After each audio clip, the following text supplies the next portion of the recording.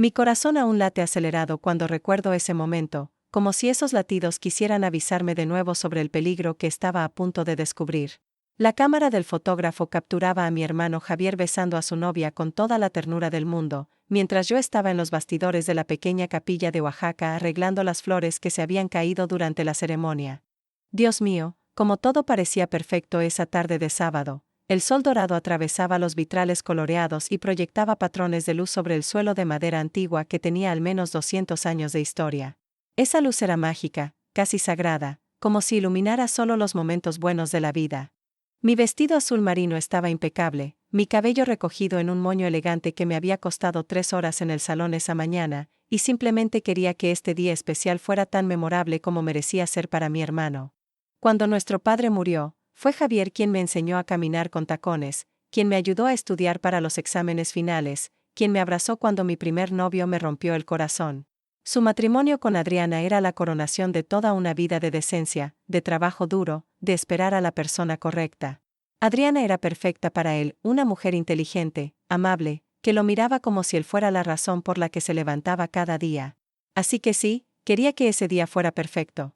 Quería que su historia fuera exactamente como ellos la imaginaban, una historia de amor puro, de compromiso verdadero, de felices para siempre, que realmente durara.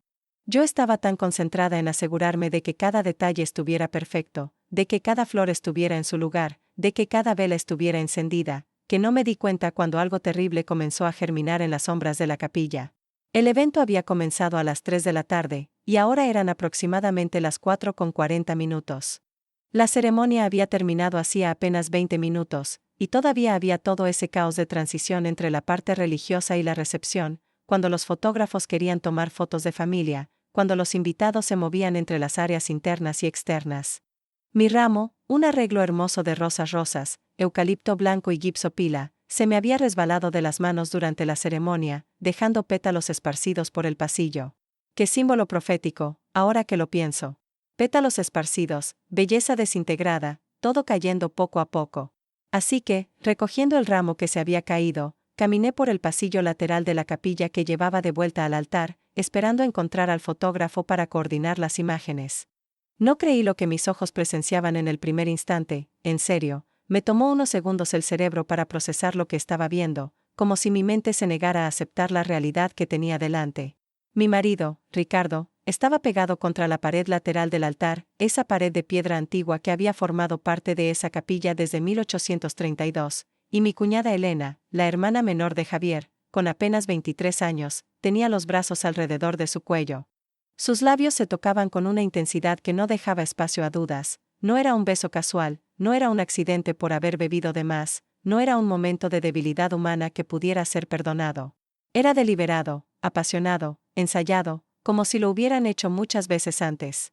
Ahora, viéndolo presionar su cuerpo contra el de ella, viendo su mano acariciar la cintura de Elena, viendo la forma en que su boca se movía, ese traje que yo había elegido con amor se convirtió en un símbolo de todo lo que era falso en mi vida.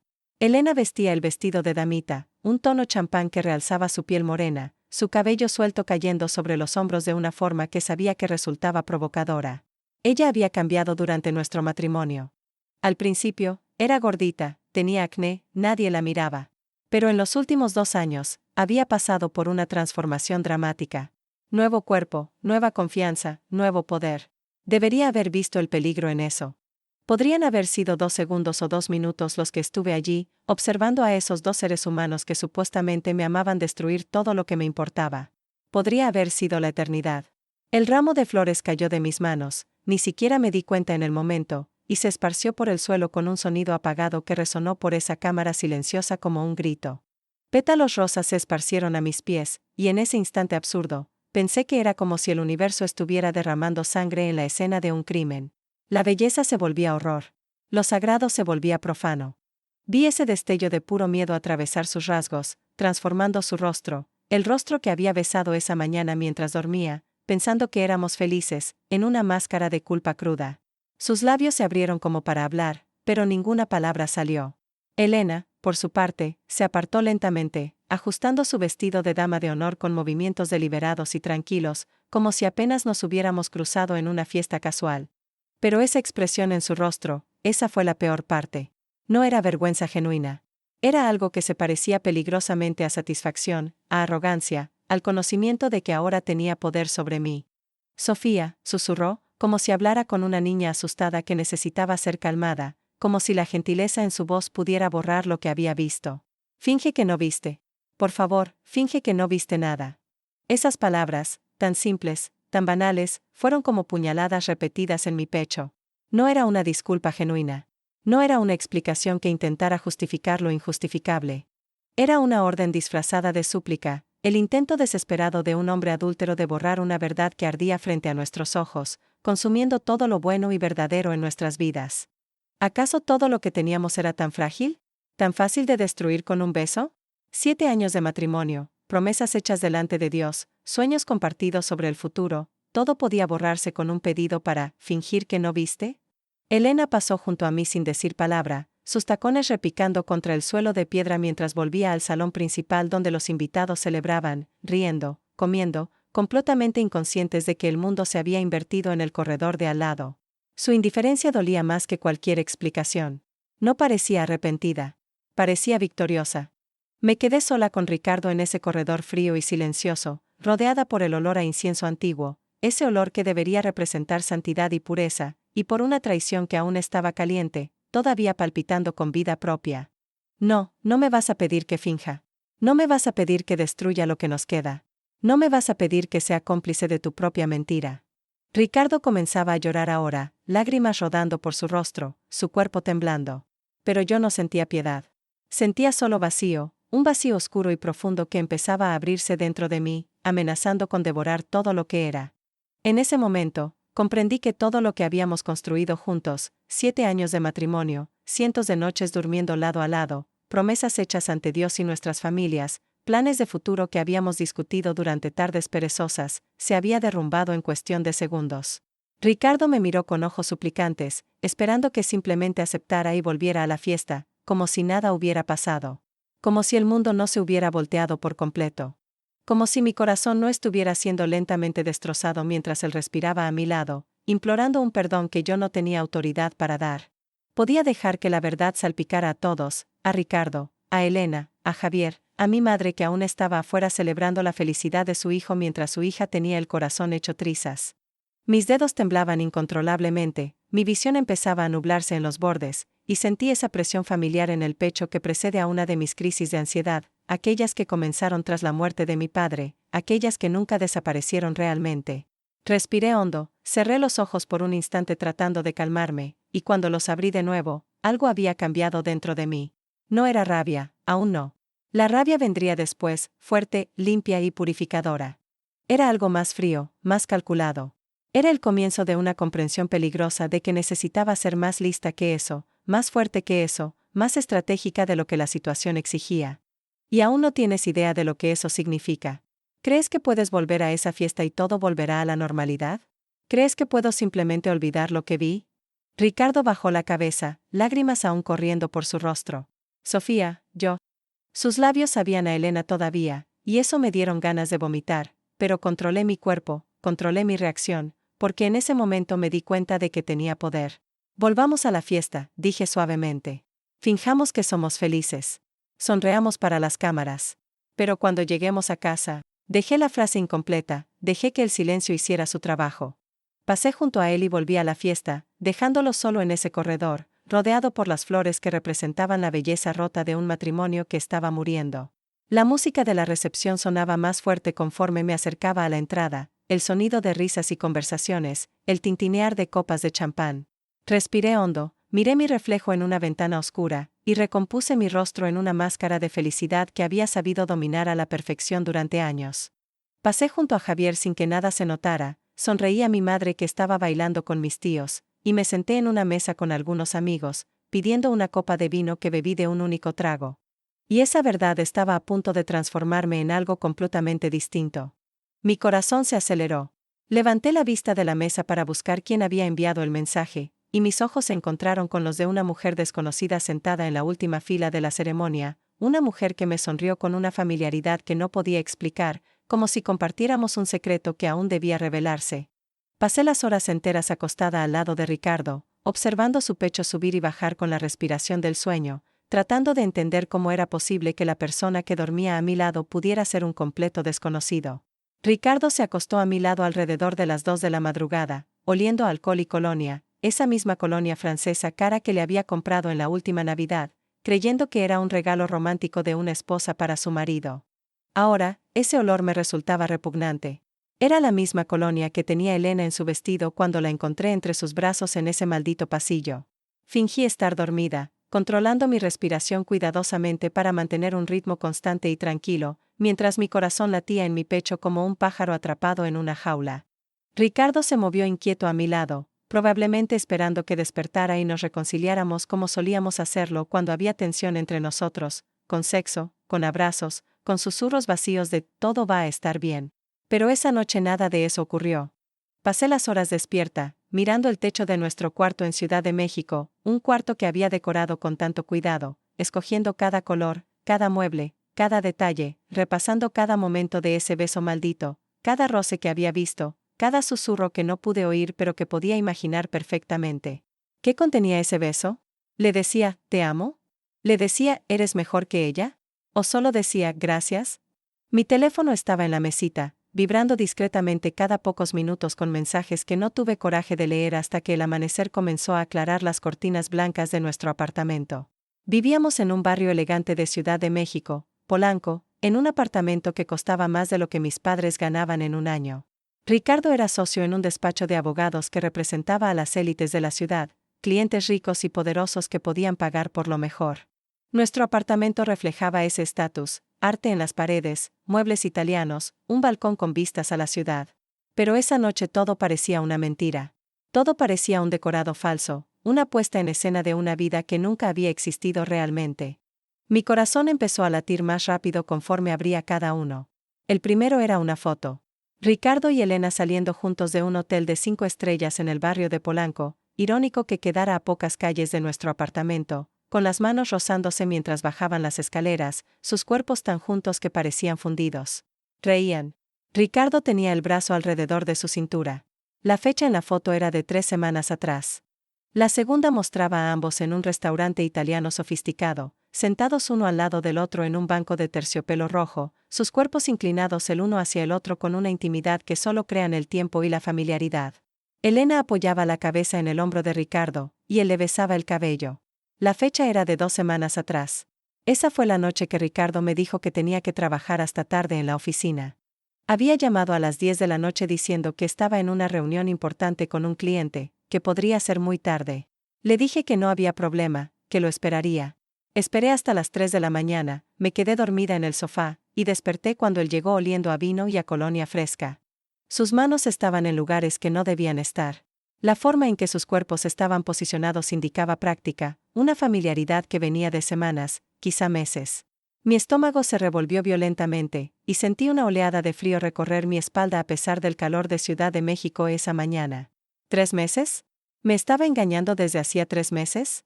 Eso significaba que había empezado cuando Elena aún tenía a su novio anterior, un hombre llamado Héctor que trabajaba en finanzas. La cuarta foto mostraba a Ricardo y Elena en un motel barato en un barrio que no reconocía, ambos sonriendo a la cámara con esa confianza arrogante de gente que cree que sus secretos están a salvo. La fecha era de 2 meses atrás. La quinta era Ricardo y Elena en una playa, no una playa en Oaxaca donde habíamos ido de vacaciones en familia, sino en Cancún, en un resort de lujo donde Ricardo me había dicho que iría con colegas por una conferencia de derecho. Él no me había invitado. Había dicho que sería aburrido, lleno de viejos abogados cansados. Pero en esa foto, parecía divertirse mucho. El séptimo mensaje por fin traía texto, rompiendo el devastador silencio de las imágenes. Lleva por lo menos 5 meses acostándose con él. Ella está embarazada.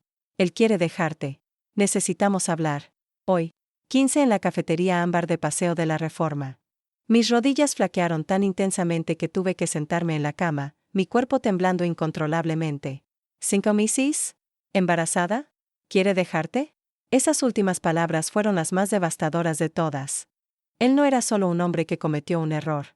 Era un hombre que había planeado toda una vida diferente, lejos de mí, con Elena, con un hijo que yo nunca tendría. Lo miré, a ese hombre que dormía a mi lado, que había tocado esa mañana sin saber que estaba contaminado por la mentira, Y me di cuenta de que era capaz de parecer preocupado, de parecer amoroso, incluso mientras me engañaba profundamente. Estoy bien, mentí. Solo tuve una pesadilla. Estaba en hoteles y moteles con ella. Estaba criando a un hijo con ella. Estaba planeando una vida entera lejos de mí. Mientras creaba historias de ficción que la gente quería creer, mi propia historia se desmoronaba en realidades brutales que no quería aceptar.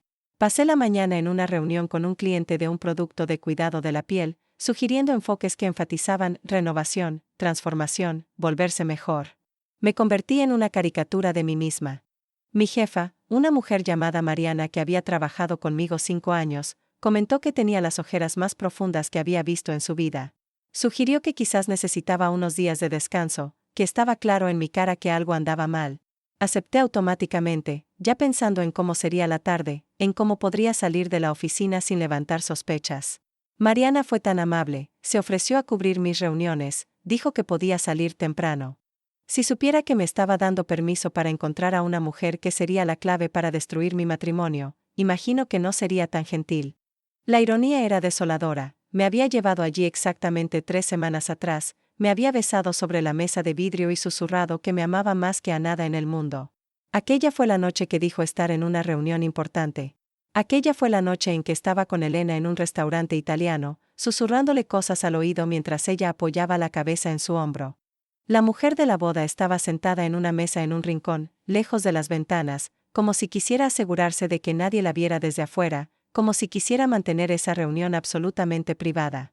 Cuando me acerqué, percibí que tenía aproximadamente mi edad, quizás un poco más, con tal vez 42 o 43 años, con mechones plateados discretamente entrelazados en su cabello negro como si los hubiera abrazado como parte de su identidad.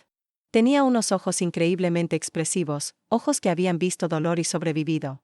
Cuando me acerqué, se levantó para saludarme, y percibí algo familiar en ella, no en sus rasgos físicos, sino en su energía, en la manera en que se movía. Mi nombre es Valentina Ruiz. Tengo 42 años, y hace 2 años estuve casada con Ricardo. Literalmente me quedé congelada. El suelo desapareció bajo mis pies. Mi corazón se aceleró. ¿Qué? Pude susurrar, agarrando el borde de la mesa con tanta fuerza que los dedos se me pusieron blancos. Ricardo nunca estuvo casado antes de conocerme. Estás mintiendo. Me estás haciendo una broma cruel. Era la sonrisa de alguien que había pasado por el mismo infierno en el que yo empezaba a entrar, alguien que conocía ese dolor profundamente. ¿No te lo contó?, preguntó, sin parecer realmente sorprendida. Bueno, no es sorprendente. Ricardo es muy bueno olvidando detalles incómodos sobre su historia personal. Es como si pudiera reescribir su propia narrativa siempre que le conviene. Hizo una seña al camarero, que trajo 2 cafés que aparentemente había pedido con antelación. Estamos divorciadas desde hace 5 años, pero él todavía me debe 50,000 pesos de pensión alimenticia que la corte determinó. Y descubrí que también le debe a mi hija, nuestra hija, que ahora tiene 17 años y no conoce a su padre porque él desapareció de nuestras vidas en cuanto supo que yo estaba embarazada. El mundo que creía conocer, el mundo en el que Ricardo Domínguez era un hombre honesto, un abogado respetable, un marido que me amaba, se desintegraba en tiempo real. ¿Lo conocía? ¿Realmente lo conocía? Nos habíamos casado, habíamos construido una vida, visitado a sus padres en cada festividad, planeado tener hijos, y él simplemente había omitido a una hija entera. Una hija que ahora era una adolescente mientras él tomaba café conmigo en el sofá de nuestra sala, fingiendo ser un hombre íntegro y merecedor de mi amor y confianza. Ricardo pagó bien para hacerla desaparecer. Tiene conexiones, amigos en posiciones de poder en la policía, en el ayuntamiento, en la corte. Pago a gente para alterar registros, para suprimir documentos. Mi hija Lucía aparece con mi apellido de soltera en todos los documentos oficiales. No hay una conexión legal directa entre ella y Ricardo, al menos en los registros públicos. Fue una cobardía muy bien planeada.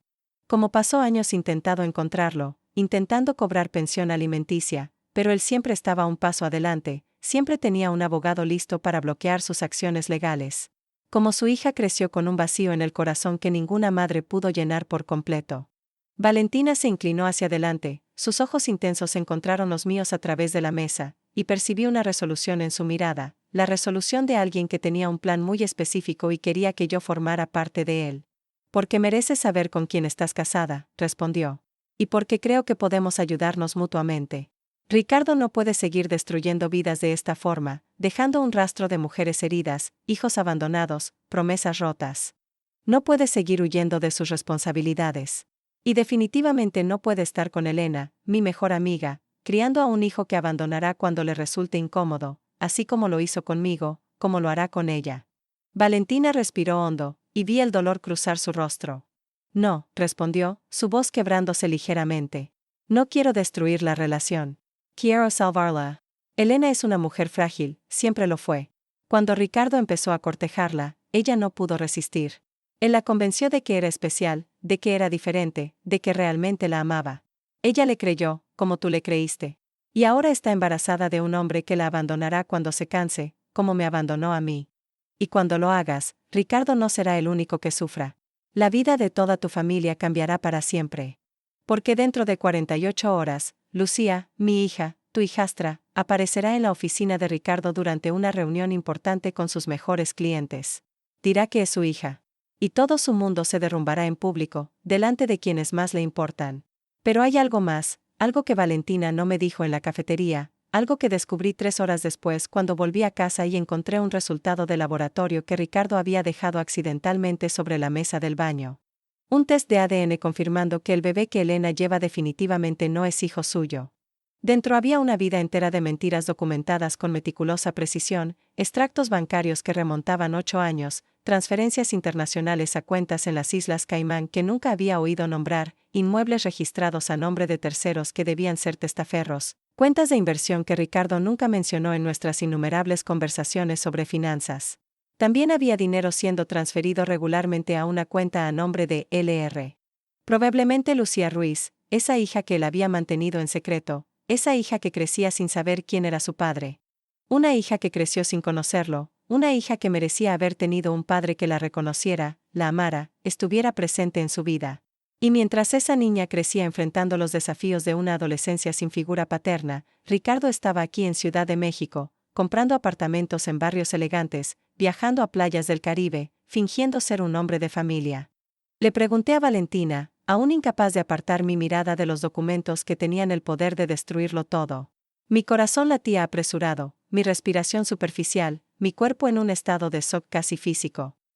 Mi abogado tiene conexiones muy específicas, respondió simplemente, su voz calma y controlada, como si no estuviéramos hablando de destruir un matrimonio. Trabaja en casos de fraude financiero, derecho de familia, investigaciones de blanqueo. Ricardo no es tan cuidadoso como cree. Hombres como él confían tanto en su poder y en sus contactos que dejan rastro por todas partes, correos que no eliminan completamente porque usan software de recuperación para borrarlos, mensajes que creen privados pero dejan huellas en servidores en la nube, cuentas que no actualiza porque cree que nadie mira. Todo está aquí. Todo. Incluso pruebas de que Elena sabía de ti cuando comenzó a acostarse con él. Mi estómago se retorció con tal fuerza que tuve que sujetarme al borde de la mesa para no caer. Elena tenía un diario privado en su computadora personal, continuó Valentina, su voz tan serena que sonaba irreal. Mi abogado consiguió acceso, no voy a detallar cómo exactamente, pero digamos que hay gente que sabe sortear una encriptación básica. Ella escribió sobre cómo Ricardo le dijo que tú descuidabas el matrimonio, que eras fría, que no lo entendías. Que estabas siempre centrada en tu trabajo, en tu carrera, que no lo hacía sentir deseado. Que él se sentía solo aún estando casado. Que ella era diferente, que ella lo hacía sentir vivo. Había sacrificado ascensos, había rechazado viajes importantes por proyectos porque él me pidió que me quedara. Había hecho todo lo que un libro de autoayuda sobre relaciones dice que hay que hacer, puse su bienestar por delante del mío, prioricé su comodidad, su felicidad, su seguridad emocional. Y mientras hacía eso, él estaba en hoteles con mi cuñada, diciéndole a ella que yo no lo entendía, que era insuficiente, que ella era especial. Valentina siguió hablando, su voz nunca cambiaba de tono, como si describiera el clima. Lucía, mi hija, sabe que Ricardo es su padre biológico por pruebas de ADN que hicimos cuando tenía 14 años. Pasó la vida queriendo conocerlo, imaginando quién sería el hombre que la dejó. Intenté protegerla de esa verdad por mucho tiempo, pero ella lo descubrió por su cuenta. Encontró documentos en una caja de nuestro apartamento. Desde entonces, ha estado en un estado de rabia profunda contra él, rabia por la ausencia, rabia por el abandono, rabia por la elección de ignorarla. Pagó la pensión alimenticia solo porque el tribunal lo obligó, y aún así, con retrasos, siempre quejándose de los gastos de criar a una hija que no pidió. Ella creció sin padre porque él decidió que era una molestia, una complicación que interfería con su vida privilegiada. Ahora tiene 17 años, es una chica inteligente, sensible, y carga esa ausencia como una cicatriz que no sanará nunca. Tiene pesadillas sobre cómo él debe odiarla por simplemente desaparecer de su vida. Se cuestiona su propio valor porque su padre no la quiso. Valentina había dedicado 17 años de su vida criando a esa niña sola, trabajando, luchando, construyendo una vida para ambas mientras el padre de la niña fingía que no existía. Preguntó simplemente. La pregunta fue tan directa, tan desarmante, que me tomó minutos responder, pensando cuidadosamente cómo articularlo. No, dije al fin, mi voz saliendo como un susurro. No, después de descubrir que me engañó. Y no después de saber que mintió sobre su hija, sobre una hija entera, sobre una vida que me ocultó. No amo a ese hombre. Amaba a quien creía que él era. Pero ese hombre no existe. Entonces puedes hacer lo que necesito, dijo. Puedes fingir que lo amas, que crees aún en vuestro matrimonio. Puedes ser su esposa perfecta durante los próximos días mientras organizamos todo entre bambalinas. Puedes sonreírle, acostarte con él, hacer el sexo si hace falta. Puedes ser todo aquello que él necesita creer, una mujer engañada que no sabe nada, una esposa que aún confía en él, una persona que todavía cree en las mentiras que él ha construido cuidadosamente. Quiero que seas completamente normal, porque cuanto más tardes en revelar la verdad, más tiempo tendrá él para cavar su propia tumba. Valentina me dio instrucciones claras antes de irme, no contar a nadie sobre nuestro encuentro, no confrontar a Ricardo inmediatamente, no mostrar evidencia de que sabía de su infidelidad. Cuanto más tardes en revelarlo, dijo, sujetando mi mano sobre la mesa, más tiempo tendrá para autodestruirse, más profunda será la caída cuando finalmente descubra que sabes. Estaba preparando la cena, usando el delantal que mi hermano Javier le regaló la Navidad pasada con la frase, cocinero sexy, impresa, un regalo que en su momento me pareció tonto y cariñoso. Ahora, viéndolo en la cocina, preparando una comida para nosotros con tanta domesticidad asumida, lo único en que pensaba era cómo había pasado directamente de un encuentro con Elena a estar allí, usando ese ridículo delantal y fingiendo ser un buen marido. Canturreaba mientras cocinaba, una canción del radio del coche, y su rostro estaba relajado, sin culpa aparente. Me abrazó por detrás mientras me quitaba los zapatos de trabajo, sus brazos alrededor de mi cintura de una forma que habría parecido cariñosa si no conociera la verdad. Tuve un día terrible en la oficina, dijo, besándome el cuello. Pero verte lo arregla todo. Esas palabras fueron como puñaladas. ¿Cómo podía decir eso? ¿Cómo podía estar aquí tocándome, fingiendo ser honesto, cuando tenía una hija que creció sin conocerlo y una amante embarazada de su hijo? También te extrañé, le mentí suavemente. Siempre te extraño cuando no estás. Sonrió, esa sonrisa arrogante de un hombre que cree salirse con la suya en su traición, que cree que puede engañar a su esposa e impunidad, y me arrastró al sofá.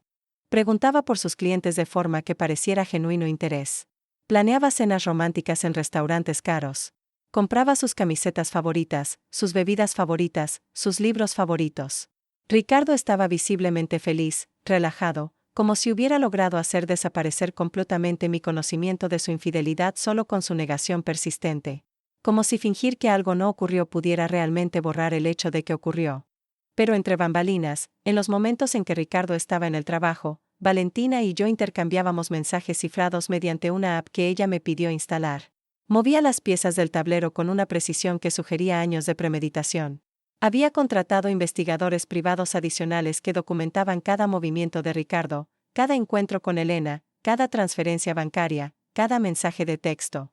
Había contactado a la madre de Elena, una mujer llamada Carmen que era una médica respetada, revelándole toda la historia sobre Ricardo y lo que le hizo a Valentina y a Lucía. Según Valentina, Carmen estaba destrozada, no solo por la traición de la relación de su hija, sino por darse cuenta de que había criado a una hija tan débil, tan dispuesta a ser manipulada por un hombre. Lucía aparecerá en la oficina de Ricardo mañana por la tarde, durante una reunión con sus 3 mayores clientes, hombres que valen millones. Ella va a aparecer en la sala de conferencias y dirá que es su hija. Ten listos tus papeles de divorcio porque en 48 horas su vida explotará en pedazos. Mi corazón se aceleró al leer eso. Mañana. Todo lo que había estado haciendo, toda la puesta en escena, toda la mentira, toda la falsa normalidad, llegaría a su clímax mañana. Myra Ricardo dormido a mi lado. Estaba dichoso en su sueño, sin saber que su hija adolescente estaba a punto de enfrentarlo en el peor momento posible, sin saber que su esposa sabía sobre Elena, sin saber que su vida iba a estallar en público delante de quienes más le importan profesionalmente. Había construido un castillo de mentiras tan elaborado, tan cuidadosamente estructurado, y Valentina y yo éramos las que estábamos a punto de prenderle fuego, las que íbamos a verlo derrumbarse. Pero había un problema, una complicación que apenas comenzaba a sospechar, una complicación que no le había contado a Valentina, y que podía destruir todo nuestro plan, o peor, podía complicarlo de formas que aún no podía imaginar completamente. Había notado señales extrañas en mi cuerpo los últimos días, una ligera náusea matutina, un cansancio que parecía surgir de la nada, una sensibilidad en mi cuerpo que no podía explicar. Esa noche, mientras Ricardo dormía, salí silenciosamente de la cama y fui al baño. Abrí el armario de medicinas y miré la caja de pruebas de embarazo que había comprado impulsivamente semanas atrás, una caja escondida detrás de frascos de vitaminas. Fue solo una precaución, paranoia quizás, porque Ricardo y yo usábamos anticonceptivos y él se había hecho una vasectomía hace 3 años. Pero ahora, mirando esa caja, algo me dijo que debía comprobarlo. Algo profundo en mi cuerpo, una intuición ancestral que las mujeres llevan, me susurraba que venía un cambio. Solo había una persona que podría ser el padre, alguien a quien había visto solo una vez en la vida, alguien a quien conocí en un momento de desesperación y dolor absoluto. Aquella mañana, cuando Ricardo salió para el trabajo, totalmente inconsciente de que su hija estaba a punto de destruir su vida profesional, llamé al número que había guardado en mi teléfono todos esos meses, el número de Mateo, ese hombre que me había abrazado en el jardín de la capilla durante la boda de mi hermano. Necesitamos hablar, dije cuando respondió, mi voz firme a pesar del latido desbocado de mi corazón. Es urgente. ¿Puedes venir a Ciudad de México? Necesito contarte algo que va a cambiar tu vida. Mi mundo entero se vino abajo cuando el médico pronunció esas palabras con la certeza clínica que solo los profesionales de la salud pueden emplear. Estás embarazada de 8 semanas, dijo, señalando la imagen del ultrasonido proyectada en la pantalla a mi lado. Los cálculos apuntan a una concepción aproximadamente a inicios de agosto. Yo estaba sentada en ese consultorio blanco y frío, con las manos aferradas al borde de la camilla, y me di cuenta de que mi mundo literalmente se había partido en dos, antes y después de esa información. Las cuentas no cuadraban con Ricardo. Él se había hecho una vasectomía exactamente 3 años, 2 meses y 15 días atrás, un hecho que él mismo confirmó cuando me pidió que lo acompañara al consultorio del urólogo para el procedimiento, diciendo que quería que estuviera ahí para apoyarlo.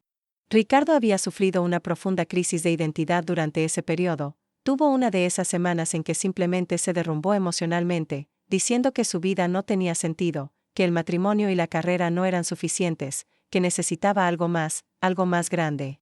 Fue a terapia por algunas semanas y decidió que no quería tener hijos. Nunca. Punto final. Dijo que era egoísta, que el mundo estaba muy dañado, que no quería pasar ese dolor a nadie más. Yo lo acepté, o pensé que lo había aceptado, porque lo amaba y creía que era su derecho tomar decisiones sobre su propio cuerpo. Los cálculos apuntaban al inicio de agosto, y Ricardo había estado en Sao Paulo en una conferencia de derecho durante la primera semana de agosto. Estuvo fuera 7 días, del 2 al 8. Y ahí lo encontré, Mateo. Ese hombre que había venido desde Guadalajara solo para estar en la boda de su amigo de la infancia. Pero ahora, oyendo su voz explicar las fases del embarazo, no podía concentrarme en nada más que en el hecho de que llevaba en mi vientre al hijo de otro hombre.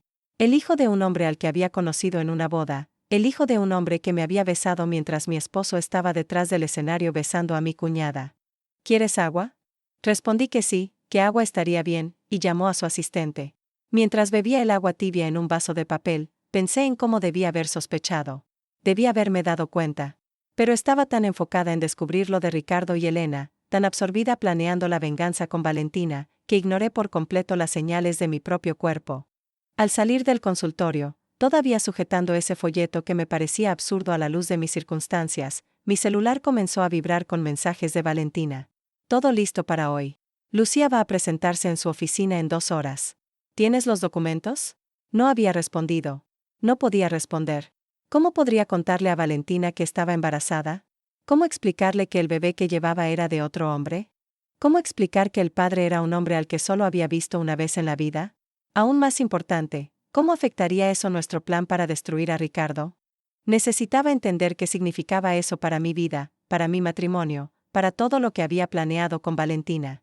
Ricardo llegaría a casa en unas horas, sin saber que su hija adolescente estaba a punto de confrontarlo en su oficina en uno de los momentos más vulnerables de su carrera, sin saber que su esposa estaba embarazada de otro hombre, sin saber que su mundo se desmoronaría simultáneamente desde todas las direcciones posibles.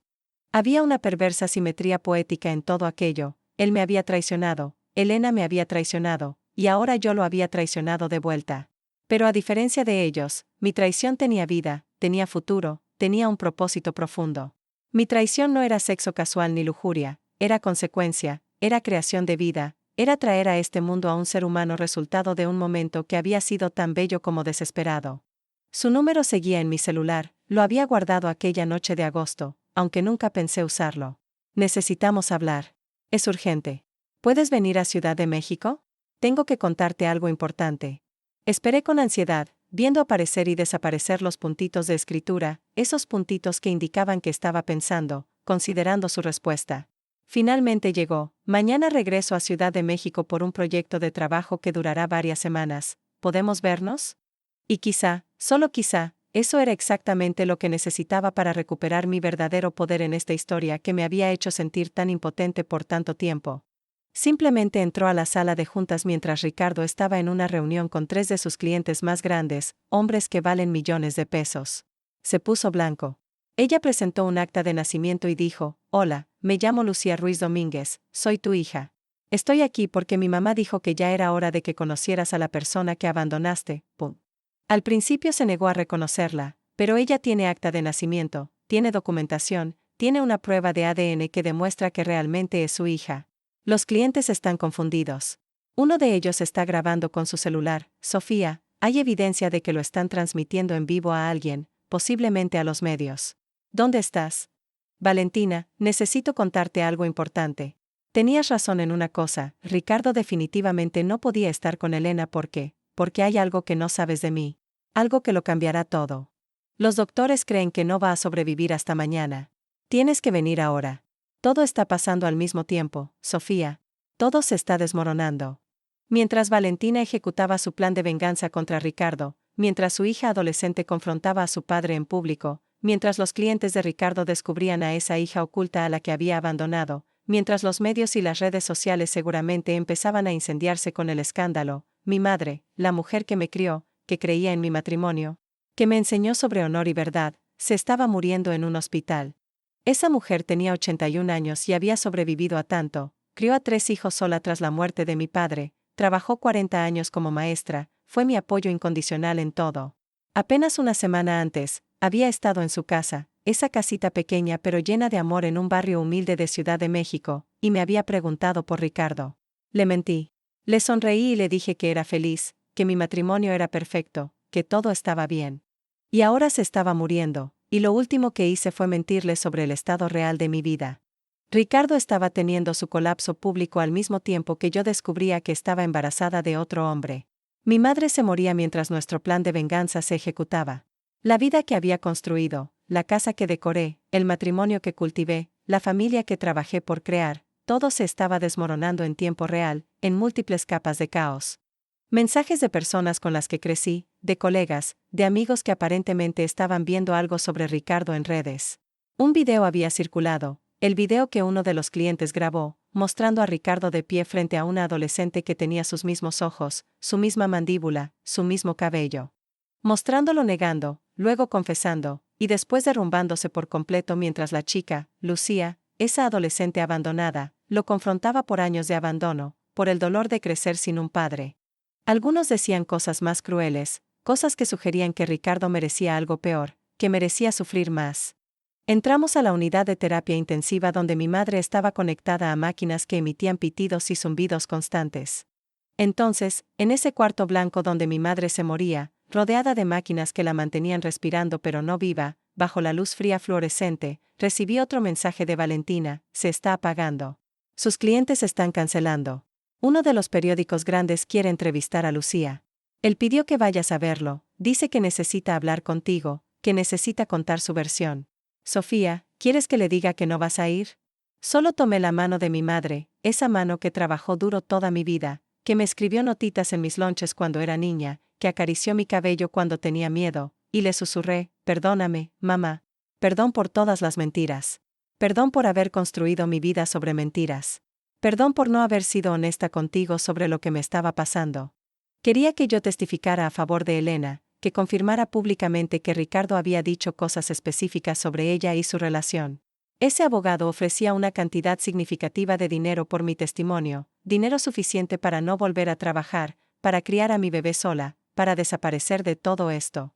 Y cuando pregunté por qué, respondió, porque mi clienta cree que tú eres la única que puede probar que Ricardo la maltrataba emocionalmente, que la manipulaba, que ella también es víctima en esta historia, no la villana. Y quiere que el mundo lo sepa.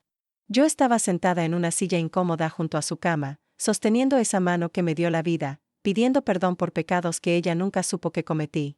Mi hermano Javier estaba del otro lado, con el rostro húmedo de lágrimas. Carlos había salido a hacer llamadas, al parecer había reporteros afuera del hospital. La noticia de que el famoso abogado Ricardo Domínguez había abandonado a una hija se había regado por toda la ciudad, y ahora querían detalles sobre su vida personal, su familia, sus relaciones. Cuando salió, volvimos al silencio, solo el sonido de esos pitidos marcando cada latido debilitado del corazón de mi madre. Y en unas horas, cuando empezaran las contracciones, porque yo sabía que empezarían, que el estrés y la emoción las detonarían, tendría que decidir qué hacer con esa información. En sus ojos veía años de dolor esperando ser expresados, años de abandono esperando reconocimiento. Valentina escribió, lo confrontó por primera vez en su vida. Él pidió perdón. Lloró. Admitió que había sido un cobarde. Pero, Sofía, hay algo más que debes saber. Él dice que tú estás involucrada en esto de alguna manera. Dice que sabías, que planeaste todo conmigo. Solo siente que algo está mal. Está paranoico, confundido, en colapso total. Sus clientes lo están abandonando en masa. La oficina es un caos. Pero, Sofía, quiere verte. Está pidiendo que vayas a casa. Dice que eres la única persona en quien confía ahora. Que eres su puerto seguro. Ricardo quería que yo fuera su puerto seguro mientras yo estaba en el hospital con mi madre muriéndose, mientras llevaba al hijo de otro hombre, mientras había conspirado con su exesposa para destruir su vida profesional. Yo era todo menos su puerto seguro. Yo era la brasa bajo sus cenizas. Yo era una de las razones por las que todo se venía abajo. Claro, Ricardo creó esta situación. Ricardo tomó esas decisiones. Le dije que sí, que era solo cansancio. Pero no era cansancio. Era la sensación del bebé moviéndose dentro de mí, un movimiento tan leve que podría haber sido mi propio corazón, pero que yo sabía que era más que eso. Era vida. Era futuro. Era lo único en lo que necesitaba enfocarme ahora. 24 horas para decidir si mentiría públicamente en nombre de Elena, si ayudaría a destruir aún más metódicamente la reputación de Ricardo, si aceptaría dinero para ser cómplice de una mentira, aunque una mentira con el supuesto fin de proteger a una mujer de su manipulador. Tal vez ella también le creyó. Pero incluso si eso era cierto, había una criatura involucrada.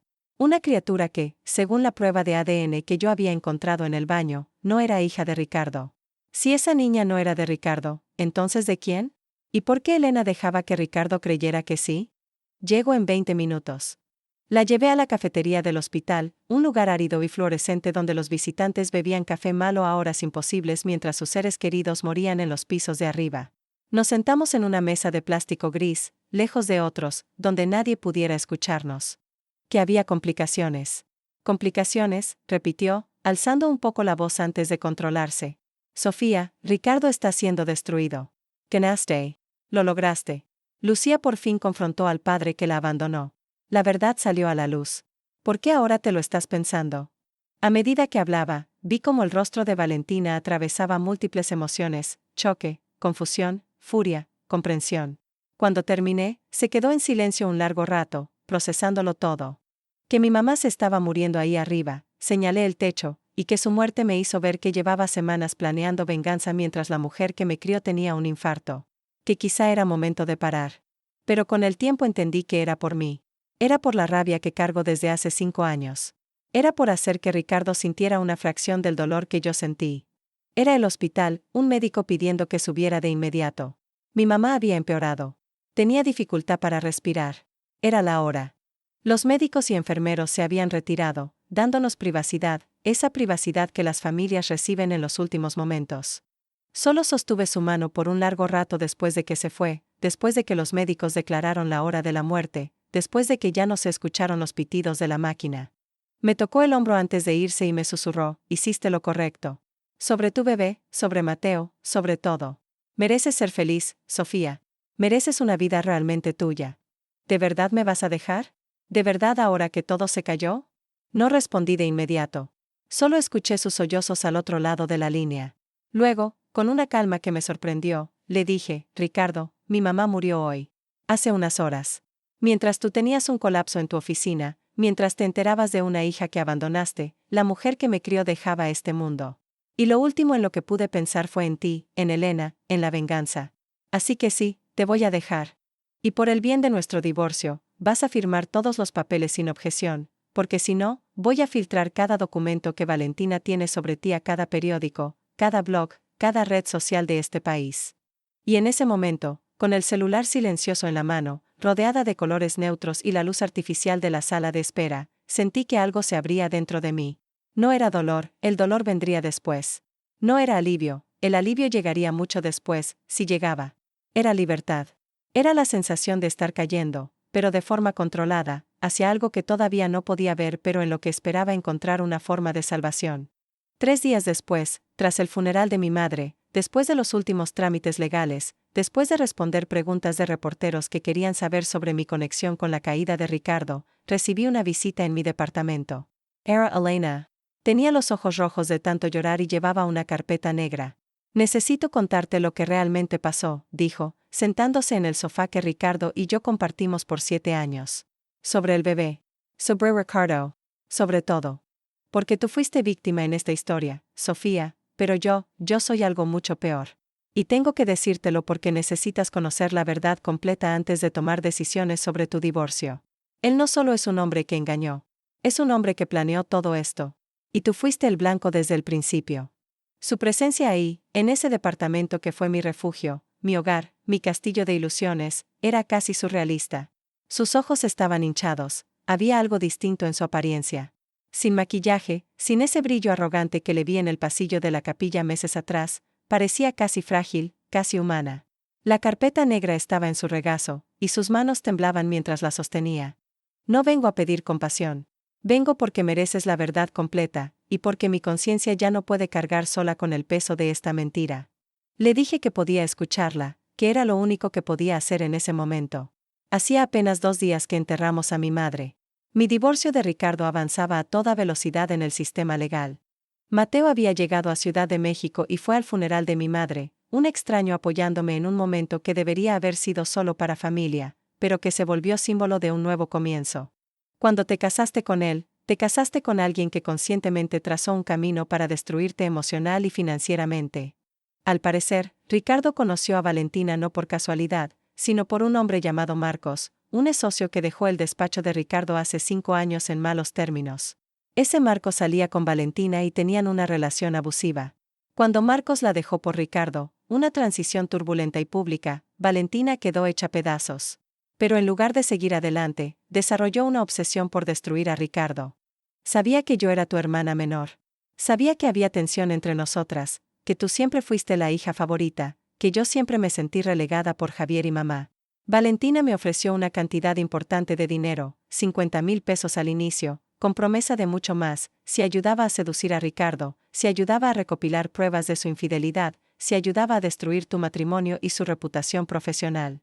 Todos esos meses en que creí que Valentina era una mujer herida buscando justicia para su hija, ella ejecutaba un plan aún más calculado de lo que imaginé. Envió a su hija adolescente a confrontar a Ricardo en público sabiendo que destruiría su reputación, que sus clientes lo abandonarían, que su vida profesional colapsaría. Y todo porque fue rechazada románticamente por un hombre años atrás. ¿Por qué traicionas tu arreglo con ella? Valentina me ofreció más dinero para sobornar a la mamá de un colega de Ricardo y fabricar una prueba de paternidad falsa, una prueba que dijera que el bebé era de Ricardo aunque no lo fuera. Quería usar a ese bebé como un arma más en su contra. Y cuando ella planeó que falsificara pruebas, cuando planeó usar a mi hijo como herramienta de destrucción, entendí que no podía hacerlo. No podía hacerle eso a una criatura inocente. No podía perpetuar ese ciclo de mentira y venganza que ya destruyó demasiadas vidas. Tú también estás involucrada, dije, con la voz fría ahora. Te acostaste con mi esposo. Me traicionaste. Ayudaste a armar esto. No importa tu motivación hoy, hiciste esas cosas. Puedes desbaratar el caso de Valentina si intenta demandarte por difamación. Puedes tener poder aquí, si quieres. Semanas en las que Valentina fue confrontada con la evidencia de que su hija se había convertido en herramienta para destruir más vidas de las que imaginó. Semanas en que Lucía, esa chica usada como arma en un juego que, en realidad, no era suyo, empezó a entender que fue manipulada tanto como fue abandonada. Sus abogados presentaron moción tras moción, intentando frenar el proceso de divorcio, intentando reclamar la casa donde Ricardo y yo vivimos, intentando hacer cualquier cosa que pudiera dañarme. Pero todas esas mociones fueron bloqueadas. Porque yo tenía documentación. Porque tenía a Elena. Porque, irónicamente, Valentina fue tan meticulosa en su venganza que dejó un rastro perfectamente documentado de delitos. Ricardo, destruido psicológicamente por la revelación de su hija y por la exposición de su propio colapso moral, firmó todo sin disputa. Yo me quedé con la casa, con una pensión sustancial, con la mayoría de los bienes. Ricardo se quedó con la ruina profesional, una reputación hecha trizas, y la obligación legal de apoyar no solo a Lucía, lo que debió hacer años atrás, sino también al hijo que Elena estaba esperando. Pero la verdad más honda, la que tomó tiempo asimilar, fue que Ricardo no era el villano de esta historia. O mejor dicho, sí era un villano, pero no el villano principal. Ricardo fue un hombre que tomó malas decisiones, que engañó a su esposa, que abandonó a una hija. Pero también fue víctima de un plan de venganza construido sobre un rechazo romántico de años atrás. Mateo estaba conmigo cuando recibí la carta final de mi abogado informando que el divorcio estaba concluido. Estábamos sentados en mi departamento, no en nuestro departamento, en el mío, en un balcón con vista a Ciudad de México, esas calles que pisé tantas veces sin realmente verlas. Mateo me rodeaba con el brazo, y yo tenía 5 meses de embarazo ya, mi cuerpo mostraba claramente la vida que crecía dentro de mí. Mateo fue increíble durante estos meses de caos. Llegó de la nada en mi peor momento, se quedó mientras yo procesaba traición, muerte, venganza y verdad. No me pidió nada más que permitirle estar. Mi mamá ya está planeando su cuarto. Él empezó a llamar a nuestro bebé ella, dice que siente que será niña. Yo no sabía. No me hice la prueba. Me gustaba la incertidumbre, la posibilidad, el hecho de tener algo en mi vida completamente desconocido. Era Lucía. La adolescente que confrontó a su padre en público, la adolescente usada como pieza en un juego que, luego entendió, era mucho más grande de lo que pensaba. Tenía 17 años, la cara de Ricardo y unos ojos que habían visto cosas que ninguna niña debería ver. Dijo que necesitaba replantearse sus decisiones de vida. Está rara, como si el hecho de que yo supiera la hubiera destruido más que sus actos. Pero quiero hacerlo lejos de mi mamá, lejos de ese odio y venganza. Quiero hacerlo desde un lugar donde seamos honestos uno con el otro. ¿Podrías ayudarme? No para reconciliación, no creo que sea posible. Sino para sanar. Se trataba de reconocer que todas esas personas, Ricardo, Valentina, Elena, incluso mi esposo ausente, eran humanos hechos de contradicciones, heridas, malas decisiones y, a veces, momentos genuinos de arrepentimiento. Esa niña sería criada por 2 padres que se eligieron conscientemente, que estaban juntos no por costumbre ni porque tocaba, sino porque decidieron, activamente, estar juntos. Crecería en un hogar construido sobre la honestidad, no la mentira. Aprendería de mi ejemplo la fortaleza, y de mi camino, la sanación. 2 años después, estaba de pie en mi nueva oficina, dejé mi trabajo en marketing y abrí mi propia consultoría para ayudar a mujeres en procesos de divorcio y reconstrucción de identidad. En la pared había una foto de mi hija, que ya tenía 18 meses. Había una foto de Mateo. Había una foto de mi madre en su mejor momento, sonriendo con ese gesto que me dio valor para hacer cosas difíciles. Y también había una foto mía, no la mujer que fui cuando me casé con Ricardo, sino la mujer en la que me convertí a través de la traición, el dolor y, finalmente, el aprendizaje del perdón. Sus ojos, antes encendidos por el fuego de la venganza, ahora grises, apagados. Que si alguien ganó, fue Lucía, esa chica que se negó a ser definida por el odio de su madre, que eligió reconstruir una relación con su padre, que estaba aprendiendo quién era más allá de ser un instrumento de venganza. Estabas tan enfocada en destruir a Ricardo por rechazarte que perdiste de vista por qué dolía ese rechazo. Intentaste recuperar poder a través de la venganza cuando lo único que necesitabas era sanar. No voy a demandarte, Valentina. Pero espero que busques ayuda profesional. Que encuentres paz. Porque la venganza que construiste con tanto cuidado no llenó nada. Solo abrió más hoyos. Algunos meses después, recibí una carta de Ricardo. Se fue de Ciudad de México. Se mudó al interior, a una comunidad pequeña donde nadie conocía su historia ni sus fallas. Esa carta, escrita de su puño y letra, hablaba de perdón. Pedía perdón no porque creyera merecerlo, sino porque por fin entendió el daño que causó.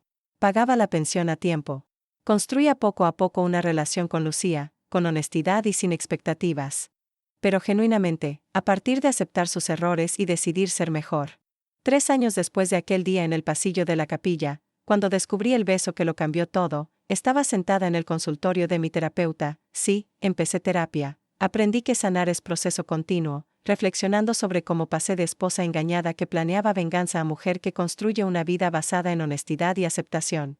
Que perdonar no significa olvidar ni eximir de consecuencias a quien te hirió. Significa que te niegas a dejar que sus acciones pasadas definan tu futuro. Significa que eliges sanar en vez de doler. Que puedes ser traicionada y aún así encontrar fuerza. Que el perdón es poder, no debilidad. Y, sobre todo, que es digna de un amor genuino, de ese amor que se elige cada día. Construyó una relación real con Ricardo, basada en honestidad y límites sanos. Nunca podrían recuperar los años perdidos, pero sí construir un futuro. Vivía una vida verdaderamente mía. Verdadera. Honesta. Llena de alegrías genuinas y retos reales.